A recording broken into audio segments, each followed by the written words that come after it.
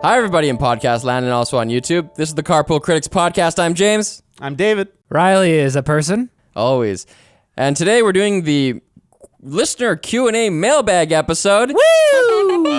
Spoiler alert. There's probably no spoilers. Yeah, probably not. Well, but maybe. You never know. Question 1 comes from someone who calls himself Ludicrous Ginger.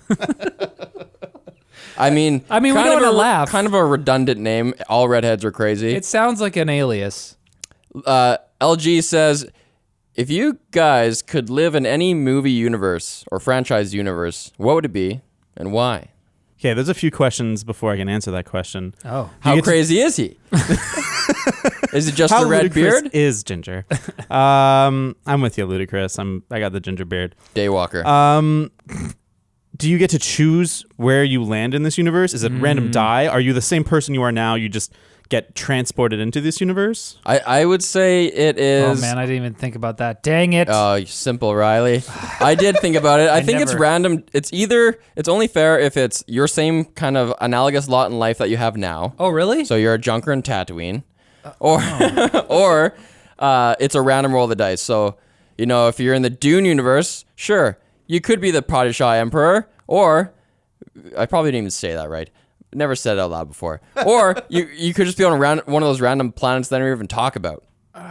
Well, man. I can give my answer. Okay, please. It would be the Star Trek universe. I think that if it's random roll of the dice, that's your best chance of landing in a pretty good spot. That's my answer too. It's so safe. It's the only universe that's just like it's a utopia. Right. If you spawn on Earth, you're good.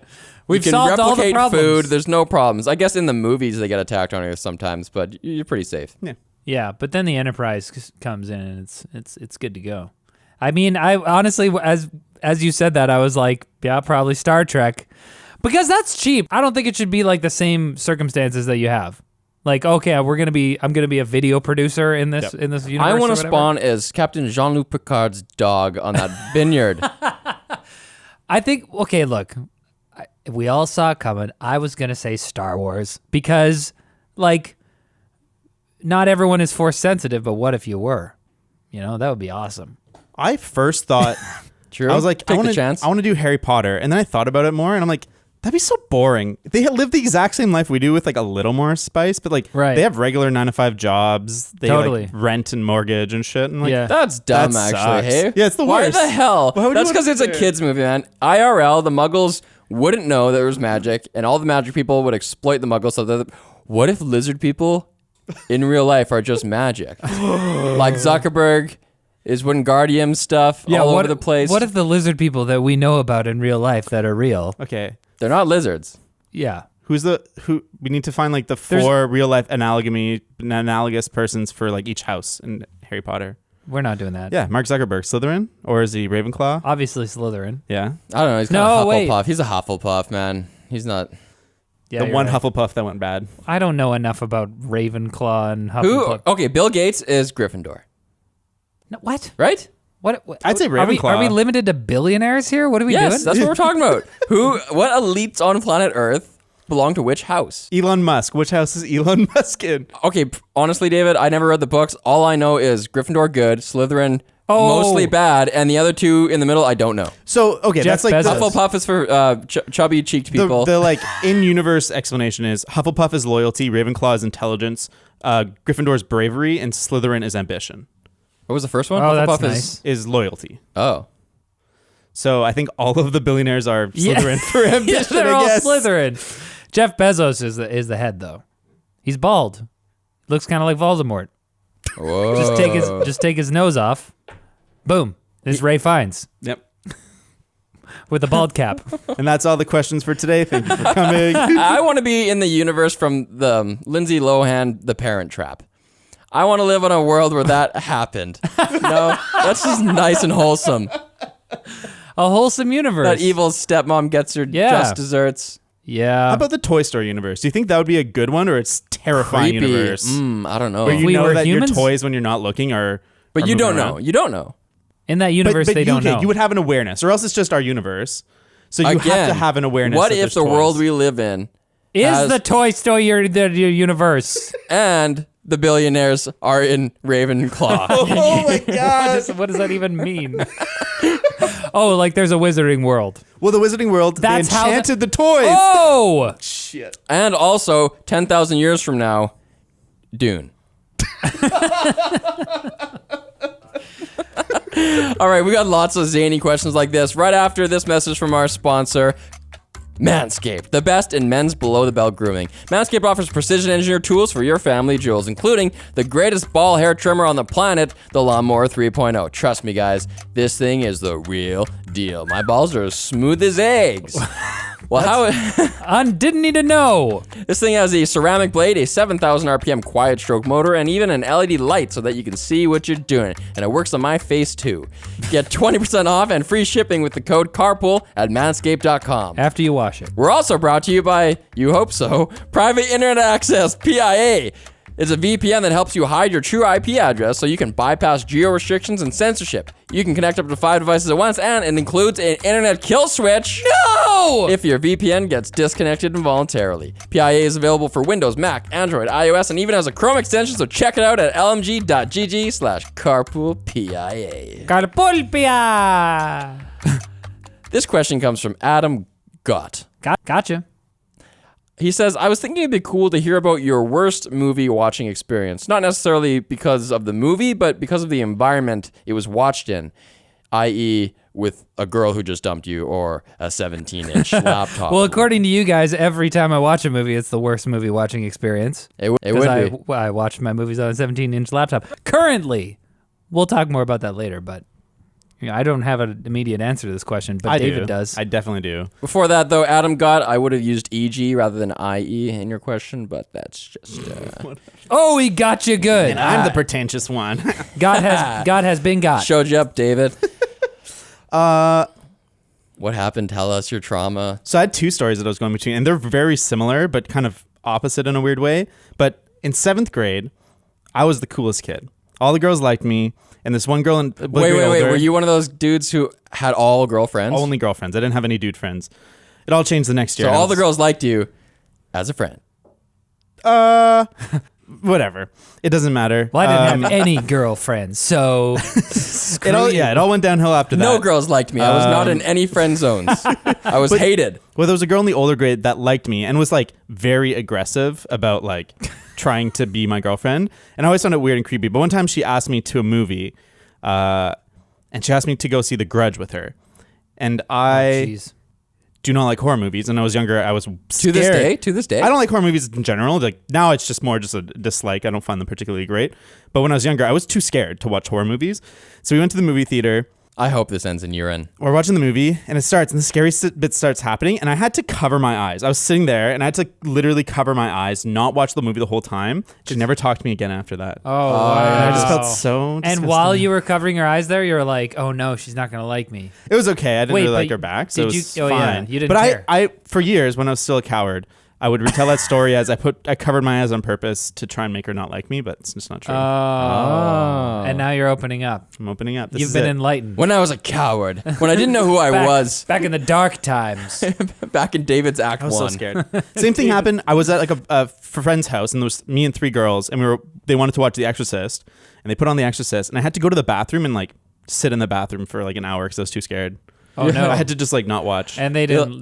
They weren't out there laughing at you.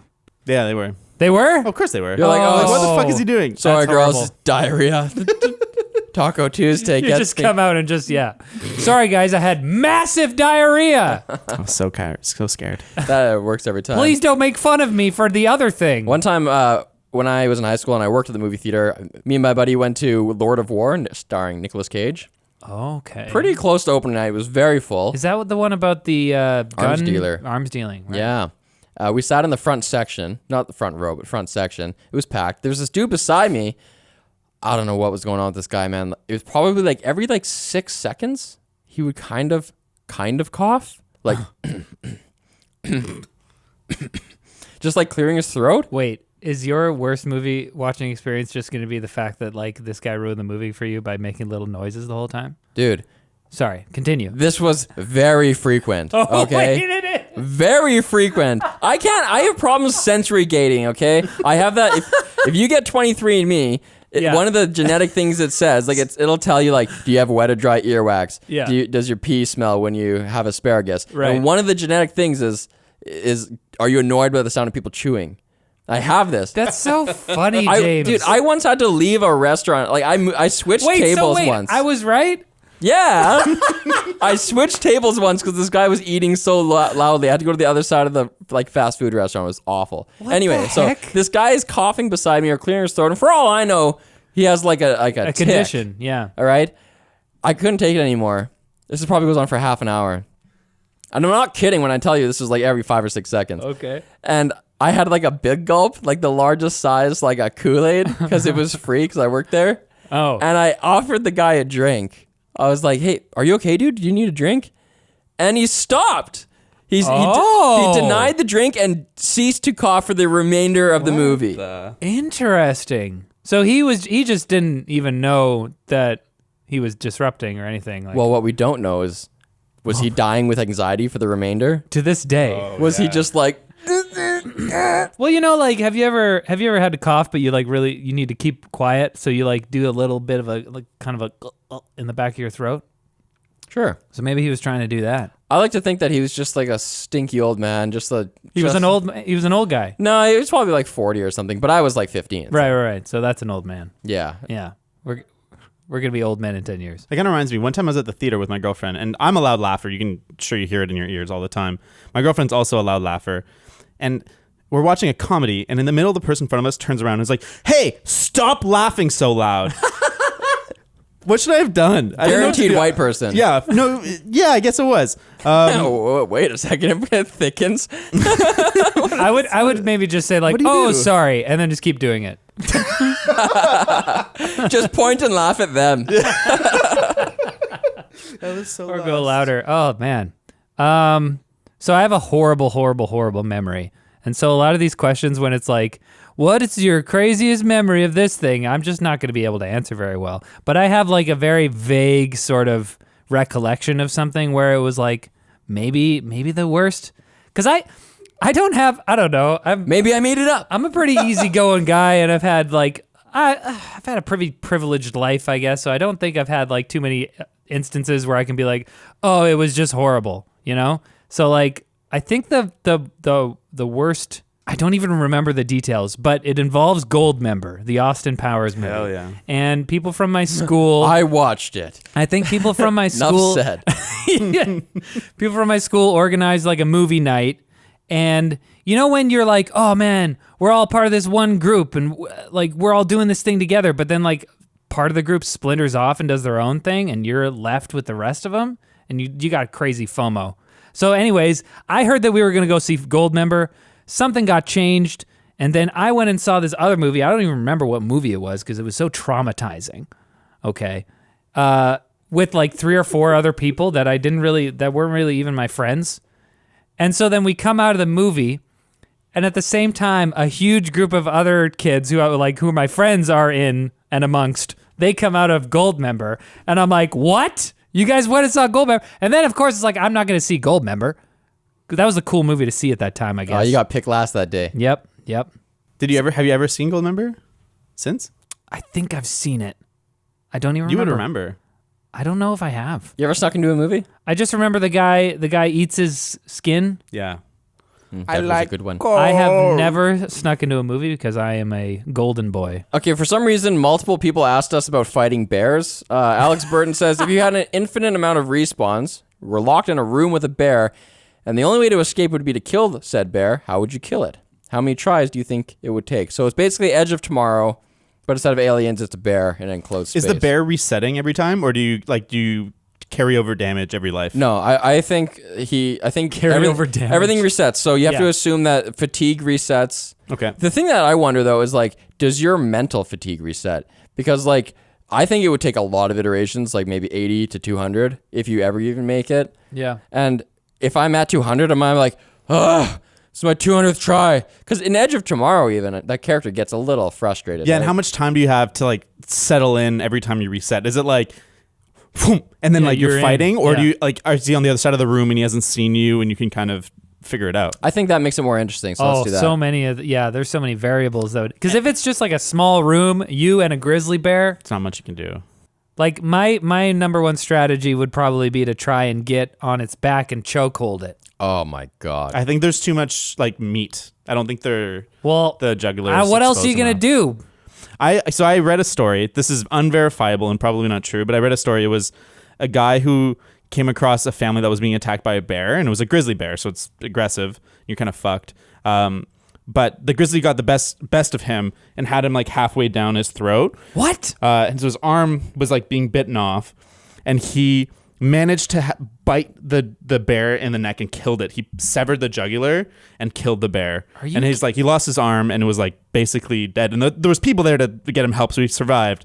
But he ended up biting the jugular. What? I have heard actually. That's insane. When I was in university in an anthropology class, our anth teacher, who was a pretty bad MF, he had been to Mexico, been shot at and stuff while digging up bones. You know, Oh, man. he was pretty cool. Regular Indiana Jones. He told me this unsubstantiated story of a fella he had met an indigenous First Nations Canadian fella who had these giant scars down his back, like the scratches you get in Fable. You ever play Fable? Oh, yeah. After you fight that werewolf, you get those scars on your back. Anyway, he had these huge claw marks on his back, and apparently he had fought and killed a bear.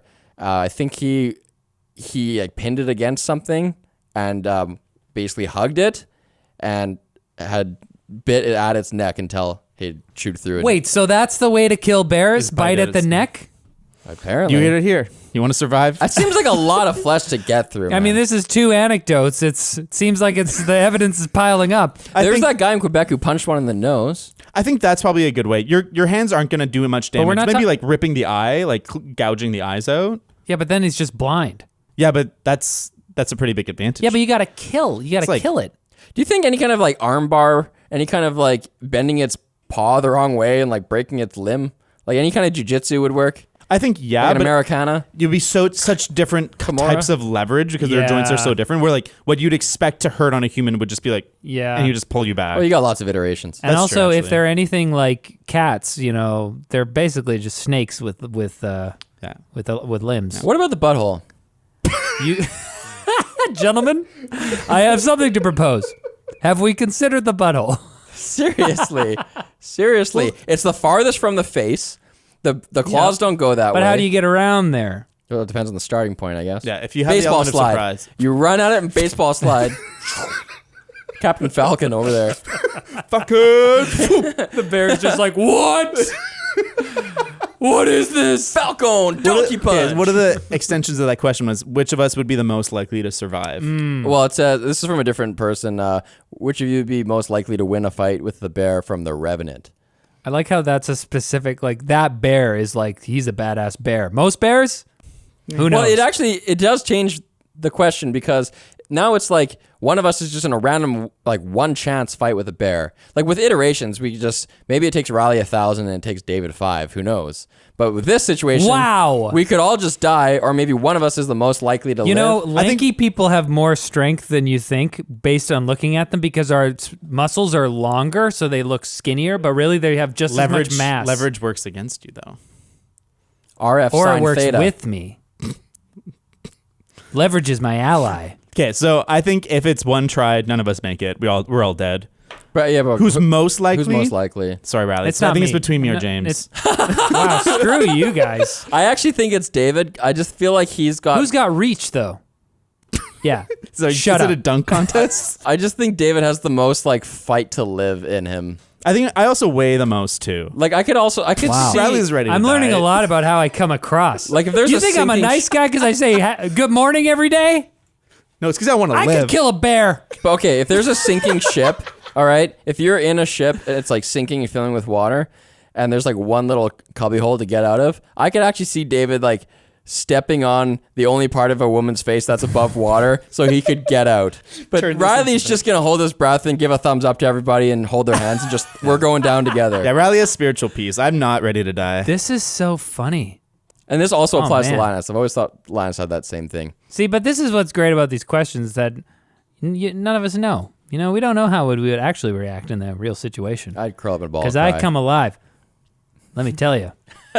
I have stubbornness, as my tomato story proved, That stubbornness translates to the will to live. No, bear, you will not eat me. Nope. Not today. I think I would keep fighting. I would keep fighting until I literally like died. Yeah. Dylan Peter says, what would you rate Riley out of 10? 11. In his capacity to fight bears. 11 out of, yeah, I was going to say 11. 11 out of 10? Yeah. Guys, are you just saying that because I got upset just now? You know what? I take back my Patrick Bateman. Oh, shit. Wait, that took you that long Oh, to get man. back, man? Whew. No, I was just dealing with the ramifications there. And I stress ramifications. Hey! Next question comes from Bonfire3052. We'd love to hear more about each of your home theater setups. And a kind of an expansion on that is, what's the minimum kind of viable watching experience that you'll tolerate? What's good enough? A TV, a laptop? It has to be the movie theater? See, I'm excited to talk about this one because I took a lot of crap from you guys for my 17-inch laptop, which I currently watch movies on. And here's why, okay? I moved out of my parents' house in 2012, at which time I think I was 24, and I never bought a TV. Like I've never purchased a TV, and because I was like, why do I need one? I have a computer, I got a laptop. That's what I watch my stuff on. That's what I play my games on. What do you need a TV for? So then I got married in 2014, and That's insane. What? You went from your parents' house to married in 2 years? well, we were dating for 4. Wow. You never had a roommate? I had a roommate for a year and a half. Oh, okay, in that little period there. Yeah, Okay. just squeezed it in because I'm like I gotta I need live to outside. experience everything really fast. I have to have it. Yeah, I never got a TV, so I was like, so since I've been married, my wife and we watch movies on her 27-inch iMac because the sound is pretty good, and when you put it on a coffee table right in front of you, I mean, Okay, so what's It's a the pretty what viewing decent- distance are we talking here? 4 feet? whoa. Yeah, something like that, 4 feet. So it's like not bad. Okay, and the sound on the iMac was good, but since we moved to the place that we're in now, we haven't really had a good setup where we can put the iMac on. So it's just been, all right, we're going to watch something. I'm just going to pull my laptop out. And so it's a temporary measure. Guys, I'm going to buy a TV in like a month, okay? I'm waiting for sales. But that's my home theater setup, okay? It's an LG Gram 17. The speakers are horrible. Oh, Sometimes I connect a Bluetooth speaker for like a little bit extra something. And you know what? The speakers are downward firing. So if I put my phone under one of the speakers, it bounces back and it really amplifies. It's a really wow. nice experience. You should try a Pete's Box. Now to go to the minimum casual platform. You guys have just been so silent this whole time. You're judging me so hard. But here's the deal. Okay, I'm going to get into this. Somebody emailed us at carpalcriticspodcast@gmail.com. The subject line of this email is True Cinema. Did you see this? I don't know. Oh, yeah, I saw this one. The subject line is True Cinema, and it's from Daniel DeGeorgis.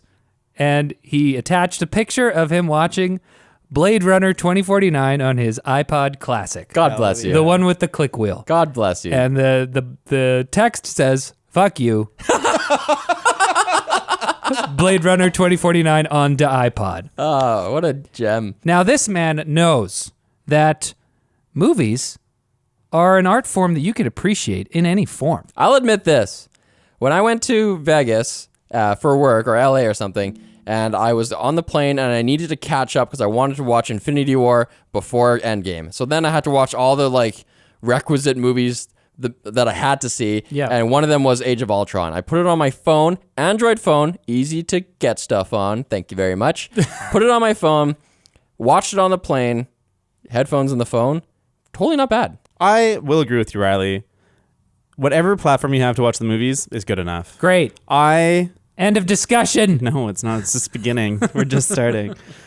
I fell in love with movies, and I first decided that I wanted to go to film school watching Saving Private Ryan and Godfather 2 on an iPod video. Hell yeah. That was like, I couldn't really buy those movies at that time, so I'd pirate it, download it to my video, and I would just watch movies, and it'd be in my bed. And I remember like being so pumped at the end of Saving Private Ryan when like the planes come and like Yeah. looking back, I'm like, how did I enjoy that? I had like stupid earbuds and like a tiny little 3-inch screen. Yeah. But it doesn't matter. The I can audio. enjoy a movie anywhere. The audio is really important, and you Yeah. just bring that tiny screen closer to your face. Yeah. What I was gonna say that I forgot to say earlier was that to me the most important part of your movie watching experience is the audio. Yeah. Because you can be watching it on a bad screen and it looks horrible, but if the audio is like good, it's way more immersive. Totally. Like I would much rather have a 17-inch laptop or even a 15 or 13-inch laptop. Whoa. Let's not get crazy here. Whoa. I would rather have that with like a good sound setup, like a good speaker or something, than a 77-inch TV, crisp visuals, HDR, local dimming, and like okay speakers. Yeah. Well, I guess it depends what you define as okay speakers. I don't know. The Well, point where they intersect is... Well, yeah. No, obviously that's the best, but I'm saying if you had to pick one of these extremes, the one with the good audio. Dude, the other week, we rented this cabin at Cultus Lake. Yeah. Sounds like a good time, everyone. I'm privileged AF. It was raining, okay? It sucked. It was So so I don't- rainy I that don't we have ended up... We privilege. turned on the TV. Anyway, we finally got on to watching some stand-up. Comedian I've never seen before. We put him on. Within 5 minutes, everyone's just we're talking amongst ourselves, and no one cares about this comedian. And I honestly think it's because his voice sounded so thin and not commanding, Right. because it was coming out of these crappy onboard like flat panel TV speakers, no soundbar, no nothing. That was across the room, and brutal. If somebody had watched Blade Runner 2049 on like this really bad setup, let's say like a 15-inch laptop with bad speakers, okay? Would you tell them, if they were like, wow, Blade Runner 2049, good movie, would you take their opinion seriously? Or if they watched it that way and said, wasn't that good? Look, you can enjoy the movie just by reading the screenplay. Uh-huh. That's only a part of the movie. So if I like the movie and you didn't, well, then that TV you watched it on sucked. But if I like the movie and you did, it doesn't matter that it was an iPod. It was good enough. Okay, interesting. Neither of us described our setups yet, though, David. Okay. Well, what I use is Vizio Quantum X. That's the high end. That's the highest end Vizio. It's an LED, 65-inch. I have... And it's full array local dimming, right? Yes. I use like a mid-range Sony receiver that's 7.2, but I only have 5.1 set up. But I plan on getting Atmos fairly soon. Oh, you do? Sick. You have to get a new receiver? Yeah. Cool. I have a... I don't have Atmos. I have a 65-inch OLED C6.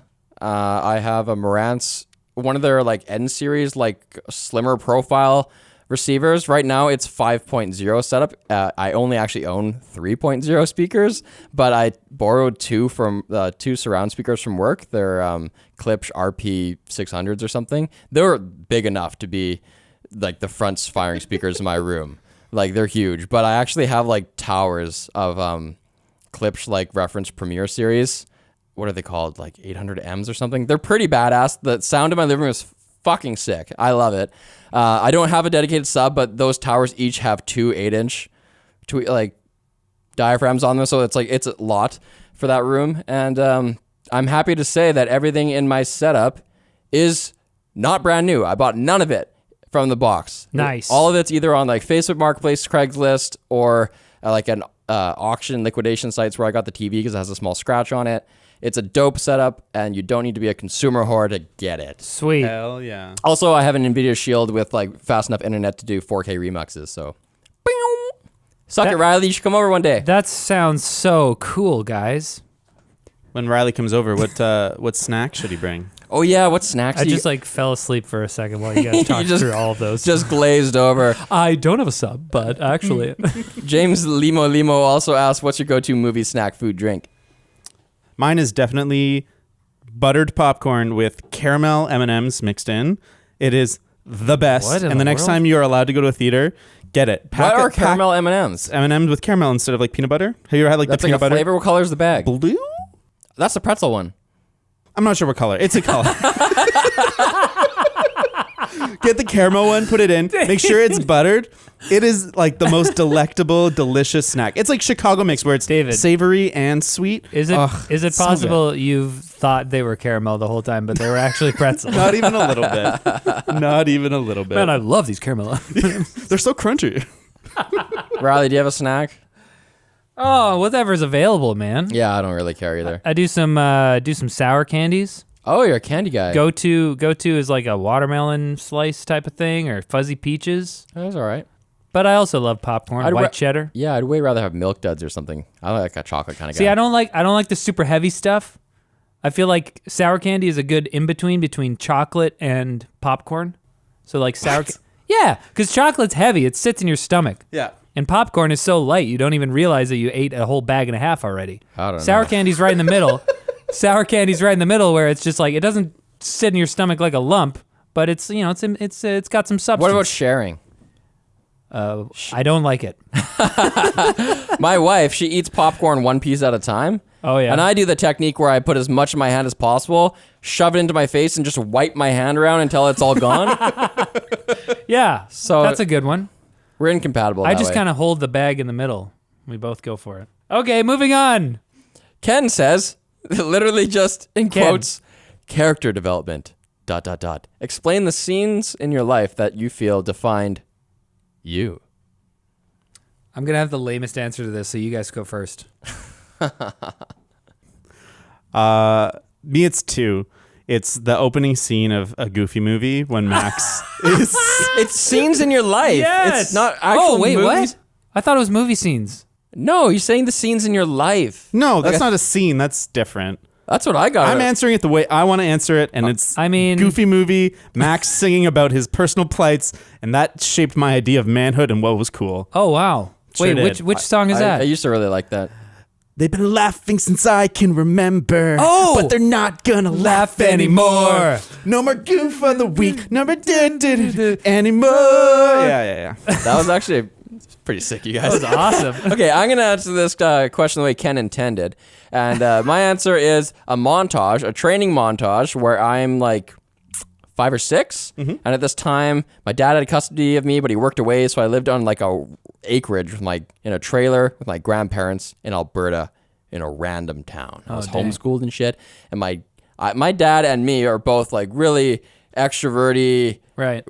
You know how I am. But my grandpa, who was actually, he was like not a blood grandpa, so he was just completely different from everybody else.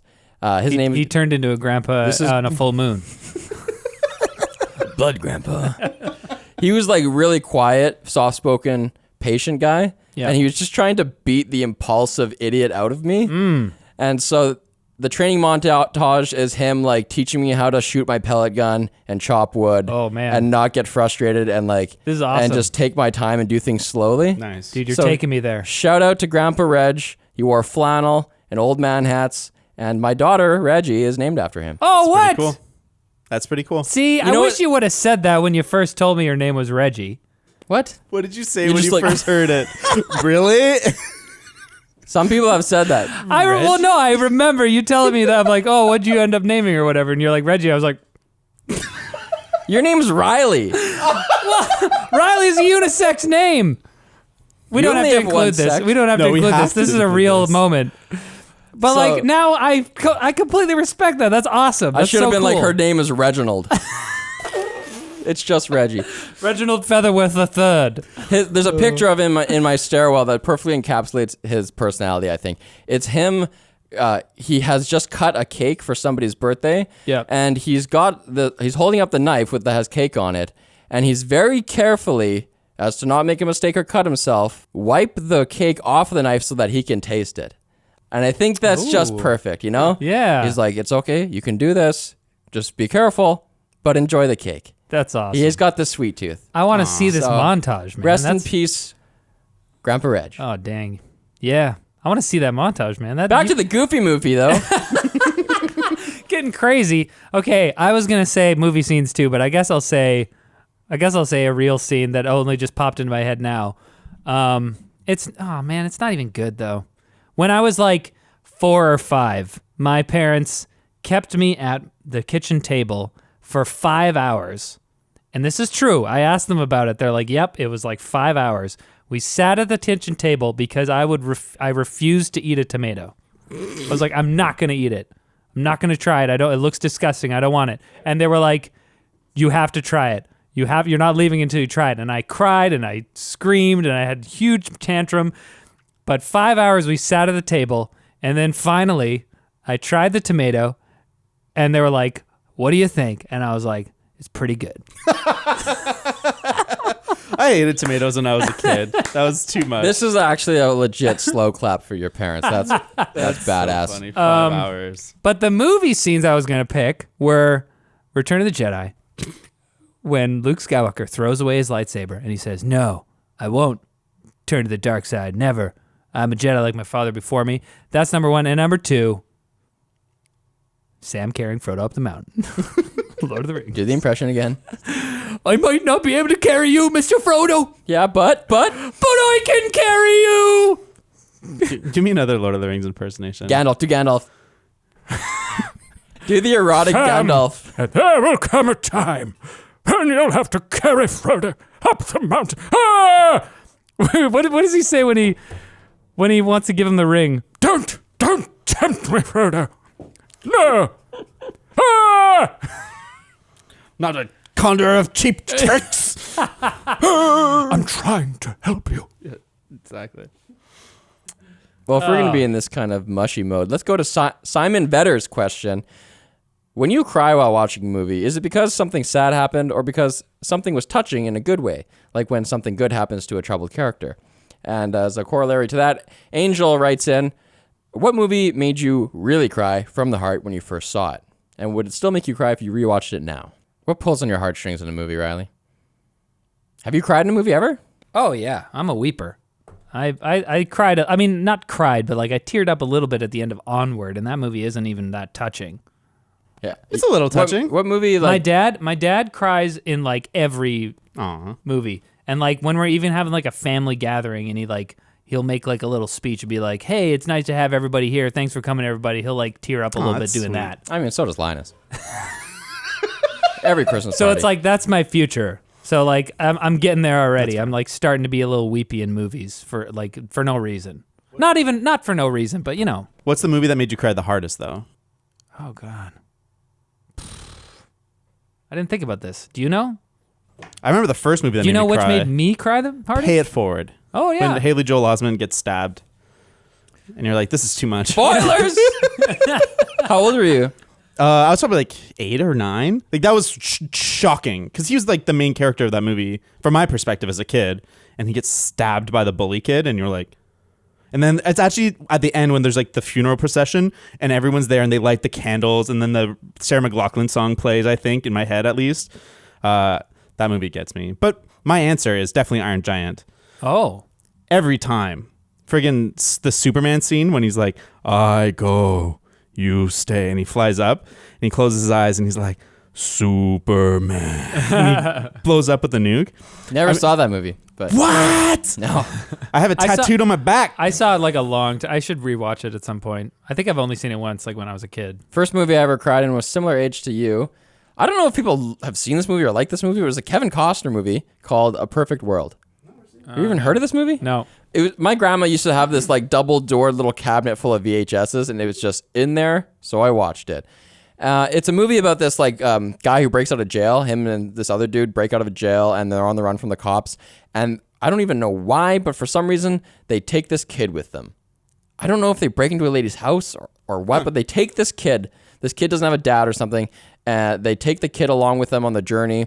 And throughout the road trip they're on, they kind of just like teach him. Oh, he's a Jehovah's Witness and he's not allowed to do stuff. Oh, he's not okay. allowed to do Halloween, for example. Birthdays or- So Kevin Costner's like, "What? You've never done Halloween? We're doing Halloween." And like they go and they steal like a costume, like they make a ghost, Casper the ghost costume for him, and then they just like go trick or treating, but it's not Halloween. But you know, he's a criminal with a gun, so he's like, just give the guy some candy. Like he just like he forces all these childhood experiences. Oh, that's But then nice. at the end of the movie, spoiler alert, the cops all show up. They're in the middle of the field. He's got his like hands up and he's on his knees. No! And there's a sniper with him in his sights.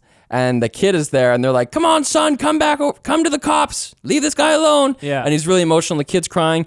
And then Kevin Costner's like, "Wait." And he reaches back in his pocket to grab this like artifact we had been introduced to early in the movie, which is like a postcard that was sentimental. no. And he pulls it out to give the postcard to the kid. And No! they waste him.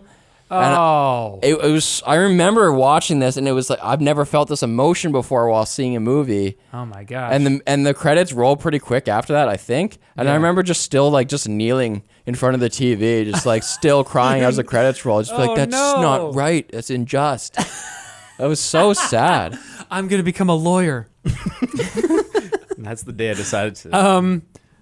Yeah, so that's interesting. So you would say that you cry because sad? Sorry, that I didn't realize that was the question. So you cry because sad things happen, or you did in that instance. I don't cry in many movies. Like a Pixar movies never made me cry. Probably never will. What about Moana?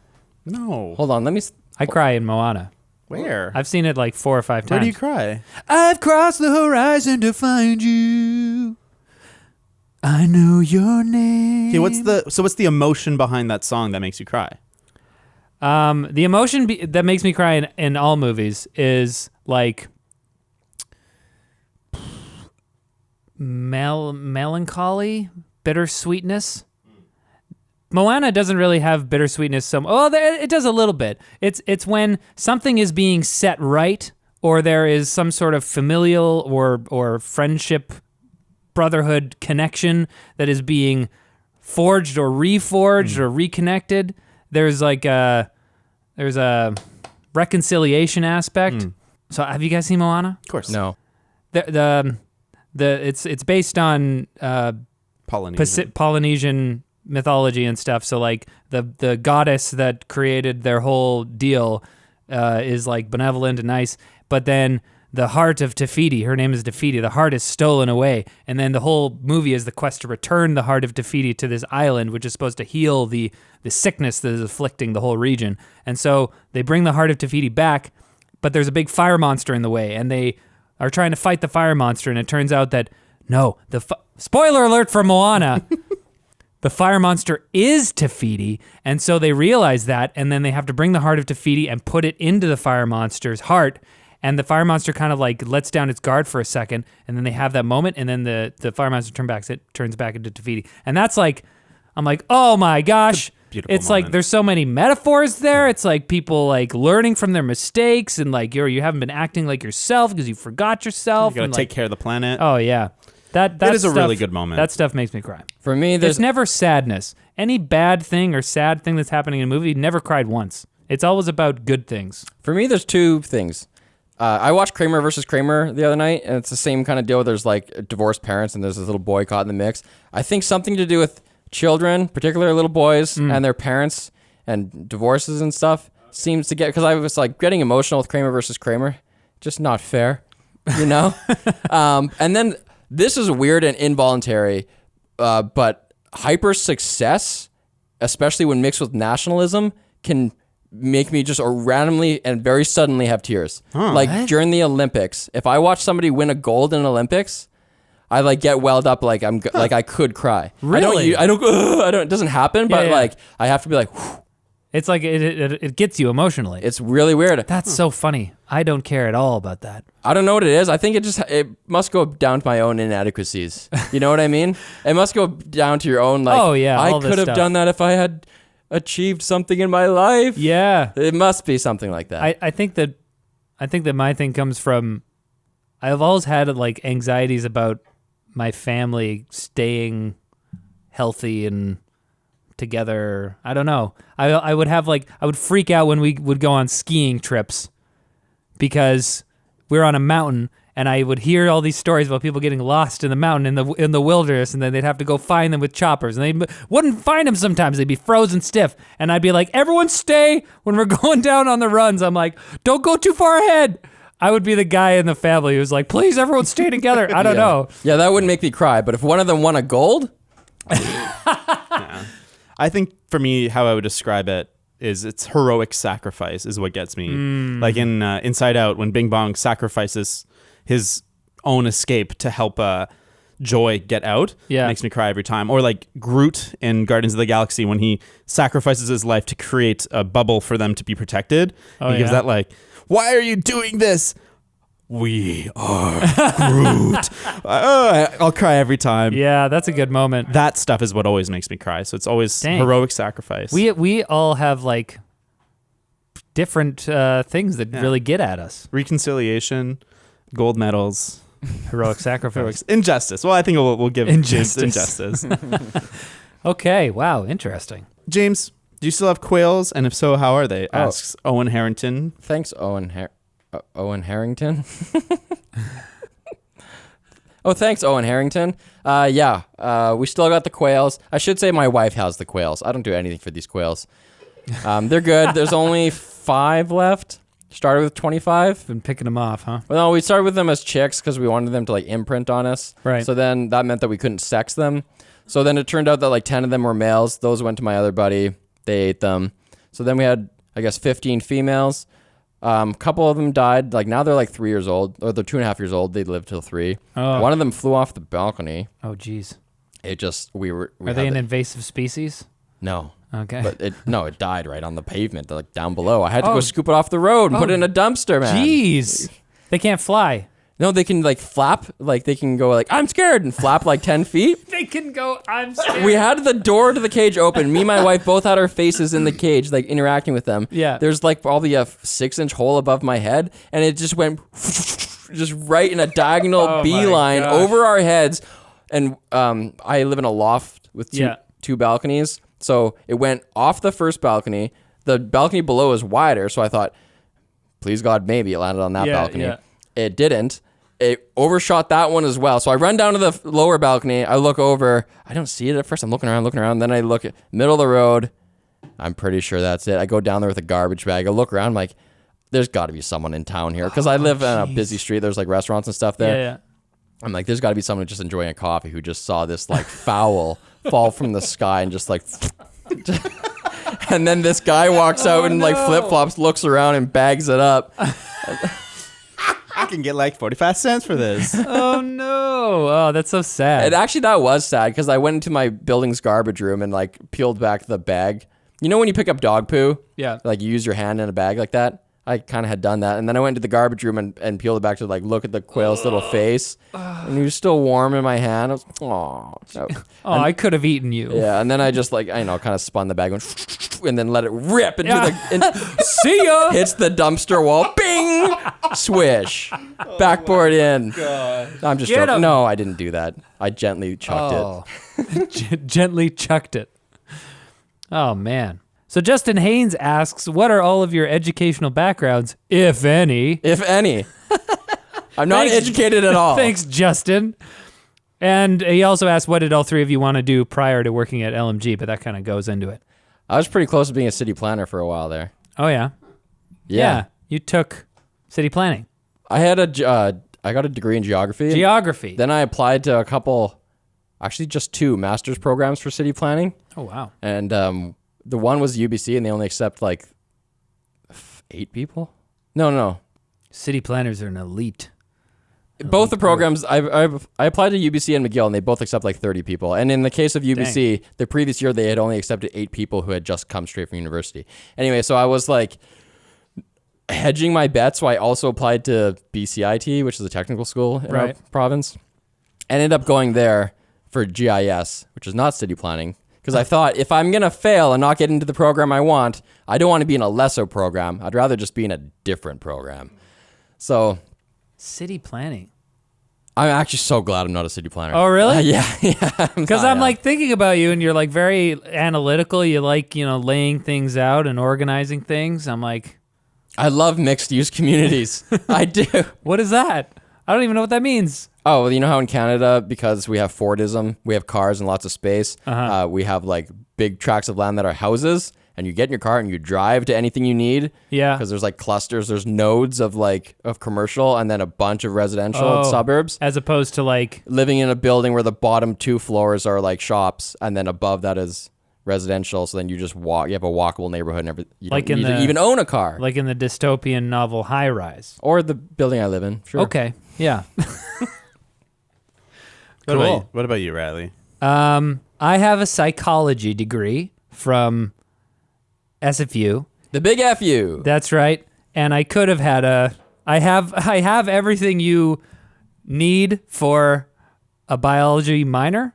I was originally going to do a biology major until I realized that you also have to take chemistry and physics and math And I was like, I'm out. I just watch movies. Yeah, I was like, oh, turns out I'm not a scientist. I mean, like, I thought biology was really cool. Anyways, I went for a minor instead, but then I didn't actually get the certification for the bio minor because my GPA was too low. Aw. I spent 7 years at SFU. 7 years? Taking my sweet time. Being 24, living at home. Yeah, I mean, I was living at home. I was working as a lifeguard in the meantime, so like I was fine. I was Important chilling. work. I was in no rush to leave university. I was like, this is fine. Had my future wife already. Yeah, well, I met her when I was at. She had a SFU. 27-inch iMac. We're good. We're good. I mean, the thing that I was kind of looking at is going into clinical practice. After I finished my psychology degree, I was maybe going to. That was one of the options I was looking at. Being like a clinical psychologist. People want to know more about your voice acting career. Yes.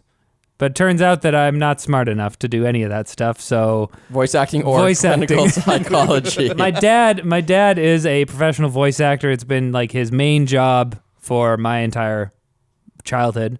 And, well, since I was a certain age. I don't know. His career kicked off at a certain point.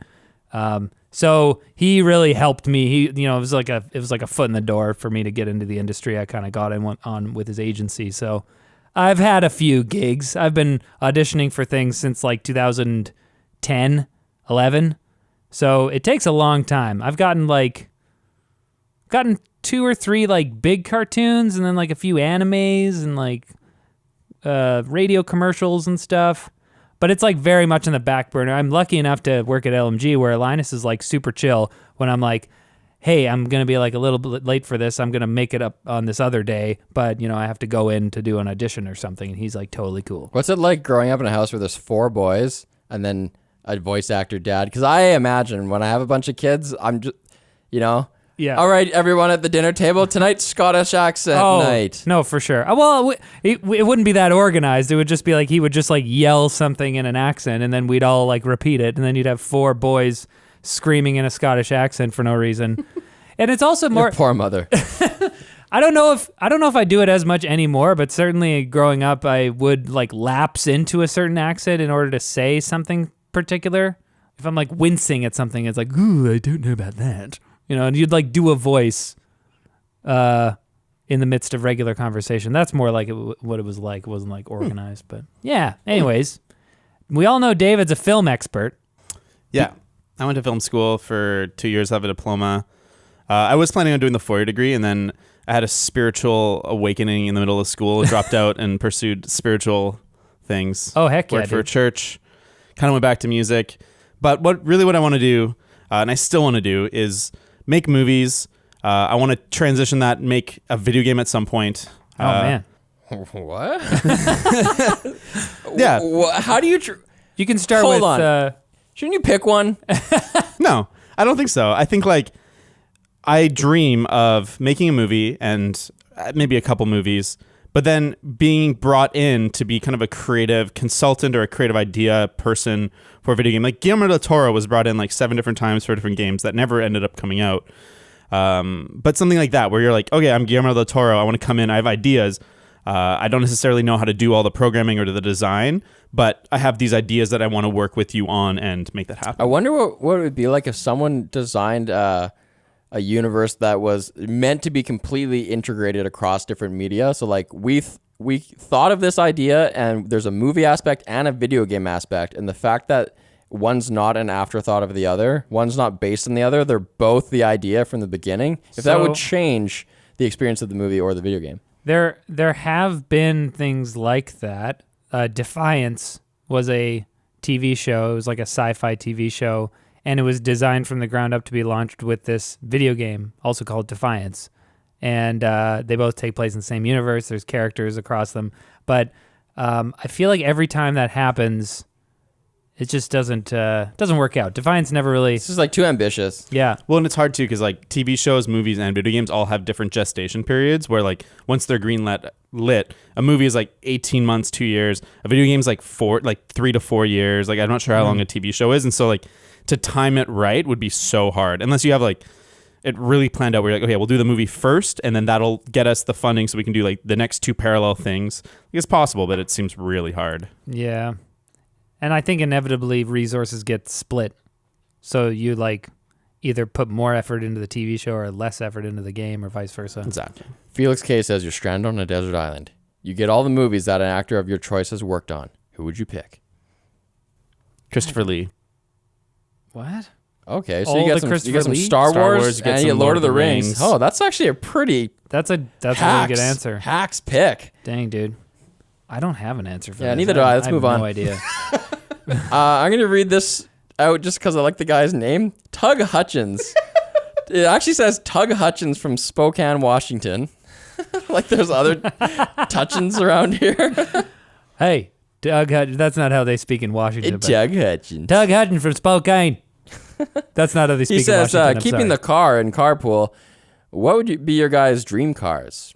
I'm sorry to say, bro, none of us care about cars. I Wait, care. David cares about cars a little bit. My favorite car is the Aston Martin V8 Vantage, the 1979 one, which That's was dumb, though. featured in James Bond. Exactly. And will be featured in the next James Bond. Okay, you don't care about cars. You care about I care James about Bond. Aston Martins because they're in James Bond. Angel writes in, she asks, who's your biggest movie character crush? Male and female. Like a typical female crush and a male character that you'd like to be. Well, Angel, we're going to flip that. We're going to subvert your expectations. Yeah, we're going to... Because it's funnier if it's who's a male that you'd like to be with and a female character that you'd like to be. I don't know, man. I'm going to go with Patrick Bateman, American Psycho. No! Just for the sex. What? Just for the... Ew. I hate you so much. Chop your head off in the middle of it. Well, whatever, Middle of man. the night. I'm a nihilist. I don't know. You can't think of a female character you want to be? How dare you? It's so easy for me. Buffy the Vampire Slayer. That's who I want to be. Yeah. It's also who I want to be with, but also who I God, want when to I be. was a kid, I had the hugest kid boner for her. I didn't even understand what a boner was, and I loved her. First one. Yep. David, you have to say the other end of the equation. You Yeah. can't Who I get want off to be the with? hook. Oh, it's so easy. No, it's Captain America. Oh, okay. Easy. That's like the ultimate. But for he's like, American.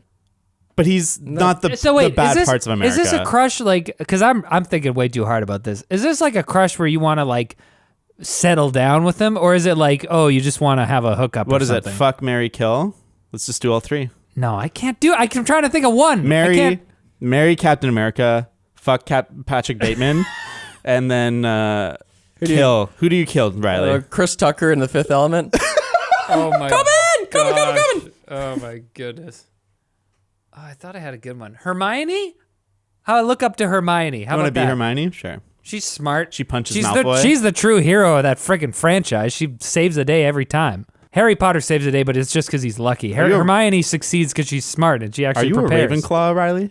I know who your She's a male crush Gryffindor, is. dude. Are you a Ravenclaw? You think intelligence is what saves the day in the Harry Potter universe? Not Well, holding your values and I don't think that's what you're. Man, this is a loaded so question. mad at you.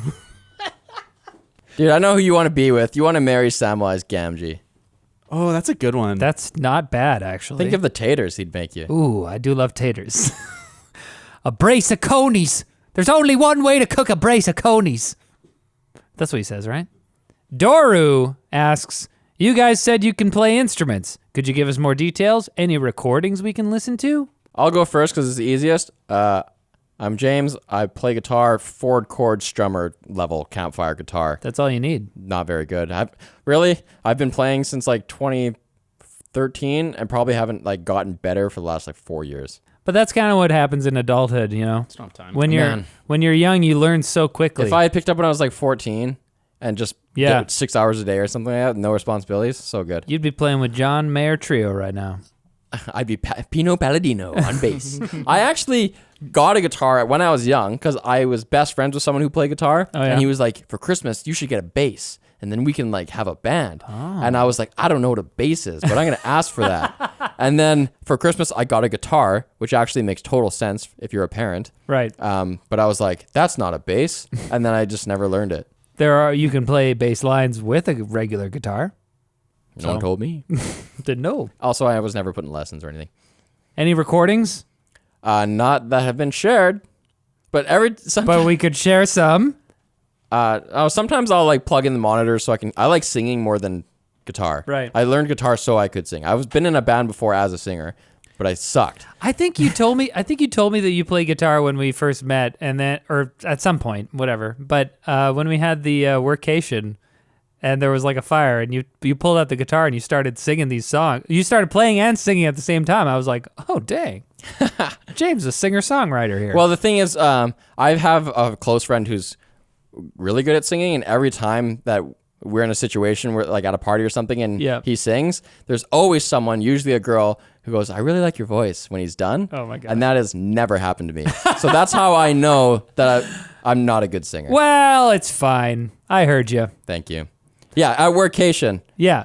I heard, I didn't know you played guitar. No one there was like, you're a good singer. Okay, no one's gonna say you're a good singer. People do it all the time. I witnessed it. Yeah, but roommate. that girl probably liked him or whatever. She did after you heard him sing. David? Yeah, I play a little bit. I play instruments. Been playing piano since I was like 5. I picked up guitar later. Did drums since grade 7. Got pretty into that. I kind of have a pretty good ability to pick up instruments. There is recordings of me. I don't really want people listening to them because it's all Christian stuff. There's lots of Christian music that I wrote and performed. Hey man, there's some good Christian music. Dude, you just switch the name Jesus for the word baby. Yeah. And then go to market. I did we Publish. did music videos of the church that I worked at. Some of them were covers and stuff. And like, Wait, you are in Christian music videos? You guys want to see one? Yes. Waking up knowing there's a reason. All my dreams come alive, and life is for living with you. I've made my decision. Oh, that's you singing. And I made this music video. Oh my God, you did everything. Is that you? Is that guy Yeah, that's me. with a shaved head? Yeah. Weird. Okay, the mix seems pretty good. I mean, I'm only hearing. So that's a cover of a bigger song. Nice. But Dang, dude. it's embarrassing. There's like That's recordings of poppy. me playing piano solos or like paired up with like some professional other musicians at the Queenie. If you really want to find it, I don't remember what year it is, but it'd be Coastal Church Christmas celebration or something. So yeah, David 2015. Stans, hunt that stuff down. Yeah. Yeah, top that, Riley. Oh, I can't top that. But I took piano lessons also from when I was, I don't know how old I was, but my grandma was like a very, very strict German piano teacher. So every time she came over, she would like make sure that we had practiced or whatever. And we never did. So we always disappointed her. Sorry, Oma. But yeah, I took piano lessons up until like grade 8. You said you did grade 10, right? So I should clarify. I went up to grade 10. I never did the grade 10 exam. Oh. So I finished grade 9 and with the theory and the history. So and you have grade 10 as much as I have a bio minor. Exactly. Yeah. We're fakers together. Yeah. Piano lessons, I played clarinet and then baritone saxophone in high school. And you have a brother named Barrett. I do. So The instrument that sounds like him. never thought about that. Baritone sax. I played drums and stuff. I also played on like the worship team at my church. Hell yeah. Like You went to church? Oh heck yeah! Yeah. Have you met him? My entire childhood. Heck yeah. HE double hockey stick. My family would go up and play all together. So like my dad was playing guitar. I never learned guitar, which was sad. But I played piano and drums, and occasionally we put up a tin whistle. Have you seen those little Irish whistles? Oh my God. Yeah, man. This is so cute. Yeah, dude. Oh, That was honestly like, but it was a great opportunity to like learn music and play it every week and like kind of pop, because like a lot of those like Christian songs, like they are very like four chordy and Well, it's just pop from 4 years ago happening now. yeah. So that was my whole deal. Yeah, played drums and piano and saxophone. That's my whole deal. Oh, and I was in a band. Sorry, that's where we were leading. I completely forgot. I was in a band called Gideon's Hill. Oh, do you have any music for us? I definitely do. Yes. Oh man, this is not even the good recording because it's the live show. We won Sounds a like it was pretty good, though. We won a battle of the band, so we won cool. the opportunity to record an EP. So we actually like got to go to a studio and like That's awesome. and like record an EP. So I don't know where I think I have the CD at home, but like I don't have a CD player. So like that's too bad. Anyways, yeah, I was in a band. Sweet band. It sounds pretty cool, man. what did you guys think of each other when you first met? Oh man. I thought Riley was pretty much the same as I think he is now. James, though. What? So me and James worked at a gym before we worked here together. That's how we first met. Isn't that weird? Yeah. We worked somewhere else together. Yeah, but I thought that was That's how we knew each other. yeah. He was more friends with my girlfriends at that point because I thought he was the biggest kiss ass I've ever met in my entire life. So we're working in this fucking basement gym. The owner is like a big weirdo loser that I don't like for many reasons. But one of the first times I had a conversation with James, he was like having this deep plan on like how to make the gym successful. And you were like, yeah, but also, okay. First of all, we disagree on who worked there first. I worked there first. I was pretty damn sure I worked there first, dude. Whatever. Anyway, Guys, I worked there before both of you. and then that was the kind of job where only one person worked at a time. And so the next person would come in and you kind of just hand off to them. Right. And so his girlfriend would come in. So it's like a chicken or the egg situation. What I'm getting at is like at the beginning of every month, like people's payments would bounce because they change credit cards or something like that. So you'd have this list of people whose memberships didn't like automatically renew. Oh, okay. And you're supposed to call all those people and like leave a message like, hey, did you get a new credit card, or like what happened? And then just follow up on it. Where's my money? So I would actually do that because and then his girlfriend would come in for the afternoon shift. And one time I was like, hey, I made it through, like I made a spreadsheet of the people who were outstanding and I got like halfway through it. And so here's the remainder. If you can just like do those, that's it. And she was like, yeah, I'm not doing this. And I was like, okay. Yeah. Oh, why not? Because for a lot of people who work there, it's just like, man, I work here so that I can like do X while I get paid. Right. You know, like Exactly. I'm a personal trainer, and like I train my clients here, and then I also pick up shifts at the front desk. Or like I'm a programmer, or I'm a writer, and I'm writing my book here. You know, while I'm on shift. It's also kind of like a confrontational thing to do. You know, I can understand somebody not wanting to like call up people and be like, "Hey, your payment expired." Yeah, I never did it. And it's like, give if us they, your money, dude. Well, no one ever did it. No one ever did shit. No. Nobody ever did shit. It wasn't there. good enough pay. It was garbage job. And it was like, yeah, it's exactly what you said. I did it so that I could have paid hours doing other work. And I would just do photo editing work or anything else. That was kind of like lifeguarding at the outdoor pools. What was this question? So David thought I was a keener. David thought I was a keener because I was the only one there who did his job. I wasn't the only one. I wasn't the only one. James. Recommend them that. James, you know what you sound like right now? A keener. But it was for my own self-interest. One time, a guy screwed me. I was supposed to be off. You can be a keener in your own self-interest. I was supposed to be off at noon. I called this guy's like 12:20. I'm like, dude, where are you? He's like, I didn't know I was supposed to work today. I thought so-and-so was supposed to work today. And that's because the schedule was just a piece of paper on the wall. I made it into a Google Sheet and shared it to everybody. I'm like, look, now you can see it on your phone. Yeah, that was a good change. Don't screw me over anymore. Nerd. One time David was working out. I think this is before you worked there. He was working out. He was pretty strong back then. He was using the squat. Back then. I would have killed a bear for sure.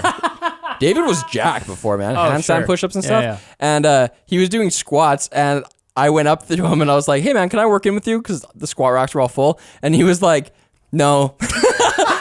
He was like, sorry. Well, it made sense. You're doing like 30-second rests or something. Okay, You're doing some kind of pyramid. And I was like, gosh. fair. But I didn't expect that. Usually people say yes. Okay, I guess I'll go. I'm such. We did get along pretty quickly. I feel like we started talking about like philosophy and stuff. That's because you didn't have a car, so I drove you. That's right. I drove you to work like right off the bat. The carpool, yeah. It was you and me first, First carpool. and then Lloyd, and then David. Wow. David, I will say, when I first met you, seemed like a super nice guy, and it was fine until we started talking about The Last Jedi. I remember that car ride where I was like, are they mad? That was pretty early on, right? Yeah, that was probably- like we had known each other for like maybe a month or two. And that was like one of the early like defining things, I feel like. And at that point I was like, oh man, this guy, he's got his head screwed on wrong. We had to make a rule in the carpool. There was no Last Jedi talk for a while. But you know, we got over it. Yeah. We kind of found that middle ground of Totally. like, hey, okay, I'll admit that Last Jedi was a good movie outside of Star Wars, and you admitted that it's a bad Star Wars movie. it's a bad Star Wars movie. And then Yeah, there from was a point where I would just yell, no Star Wars, and I would just turn up the music. and I was like, come on. No. Yeah. And finally, Jonathan Keevers asks, who do you think usually wins the debates? Wins Okay. the show? I don't like to think of the show in terms of winning. I win. James wins every show. Just sits there impassively. That's why I'm at the head of the table. That's right. It's also the butt at the table. I think the audience is at the head of the table. You're at the other end. I feel like I do a pretty good job because this is my This is my objective every time, is to like take differing opinions and find the middle ground. You know, like in the fountain, that we were at each other's throats. Then never thought we would podcast again. At the end, I was kind of like, okay, I can see why you don't like it, and you were like, I can see why you enjoy it, and that, you know, that's the end goal. I feel like I'm not looking to be right first and foremost. I'm just trying to I think we find the middle ground. We trade. We're like, we all make good points, and I think we're good at admitting when the other person has made a salient point and admitting. I don't know. You're pretty headstrong. I'm thinking. No? I'm trying to. I'm thinking back to like the carpool when we actually had way more debates. Right. Because the car was a bit of a safe space, so we went a little crazier. That's true. Than we do on air here. You And don't I want to feel hear like- us just arguing. I think Riley is pretty good at bringing forward points that I haven't considered and articulating them and making me go, Oh, wow. And David, I either just agree with or don't. And I think he's more like, I don't know if David's getting his mind changed either. I had my mind changed. Yeah. You're projecting yourself onto me. See, look at you. We're about to have a debate right now. Change your mind and say that you don't get your mind changed. No, I said I do get my mind changed. Yeah, I know. Which is Oh, the I opposite don't of- get my mind changed. Yeah, that's Paradox. a paradox. Dang it. You're right. A paradox Do is a... you know who wins when we debate? It's the audience. That's right. Or no one. One of those. All right, so thank you so much everybody who wrote into us, and we apologize so sincerely for the numerous writers who we didn't get to. Oh, yeah. Well, we couldn't get to all of them. There's a lot of questions, so We had thanks so many. everybody. And we didn't delete your stuff. We still have it in our document. If this episode performs well, then maybe we'll do another one, or maybe we'll integrate one or two of these into every show. We don't know yet, but we have your questions. You're not forgotten, and you are appreciated. We love you. Why did I say it like that? We love you. I'm like doing like a Care Bear. Oh, and by the way, everyone, our next episode may have a guest who doesn't work here. So look out for that. Unknown what movie we're going to do next week, but we're always open to your suggestions. So you can hit us up on Twitter at Carpool Critics or email us at carpoolcriticspodcast@gmail.com. I can't wait to sort through some juicy emails. Also, if you watch movies on an iPod, holla at me. If you watch me on an iPad touch me. Oh, no. Stay away. But love you. Oh, wait. Oh. And we're closing this episode out with outro music, which is our theme song, composed on a banjo by our friend Gary, who sent it to us. Check it out. Gary. Love you, dude.